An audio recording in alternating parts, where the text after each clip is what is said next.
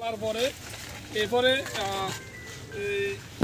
যে কোনো ব্যাপারে যে কোনো থ্রোতে আমরা স্যারের সঙ্গে যোগাযোগ করছি গত পরশু দিন, ঠিক আছে। পরশু দিন যোগাযোগ করে তাই অ্যাকচুয়ালি তাই নাম্বার আমার কাছে কেউ কাছে আসিল না। তাই এই ডিসি যে দেবী কোম্পানি ম্যানেজিং ডাইরেক্টর কাম মালিক, ঠিক আছে।